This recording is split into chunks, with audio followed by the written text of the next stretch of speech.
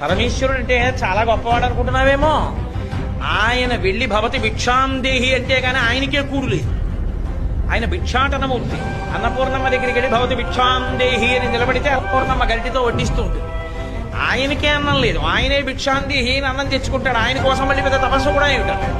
తన పెళ్లి తాను చెడగొట్టుకోవడానికి మాట్లాడిన బ్రహ్మచారి రూపంలో వచ్చిన ఏకైక మూర్తి శివుడు ఒక్కడే. పరమేశ్వరుడి చేతకానివాడై వెళ్ళి ఆవిడ దగ్గర భిక్షాటన చేయలేదు. ఆవిడంత చేతకానివాడని నువ్వు వచ్చి భవతి భిక్షాందేహి అంటే అన్నం పెట్టననేటంతటి వేళ అంత అహంకారంతో ప్రవర్తించే స్త్రీ ఆవిడ కాదు. ఎందుకు నిలబడ్డాడో తెలుసా అండి ఆయన? పరమశివుడు ఎందుకు నిలబడతాడో తెలుసా? ఆది భిక్షువు అని. లోకంలో ఎప్పుడు ఎక్కడ ఎవరికి ఏది కావాలన్నా కదలికలన్నీ ఆవిడే ఇవ్వాలి.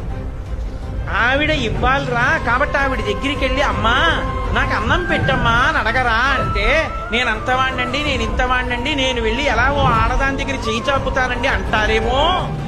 ఒరే, లోకములన్నిటినీ సృజించి పెంచి చిట్ట చివర నాలో లయం చేసుకోగలిగిన నేనే వెళ్ళి ఆవిడ దగ్గర నిలబడ్డాను, ఇక నీకేమో మనం నిలబడ్డానికి అని అందరినీ ఆవిడ దగ్గరికి పంపి ఆవిడ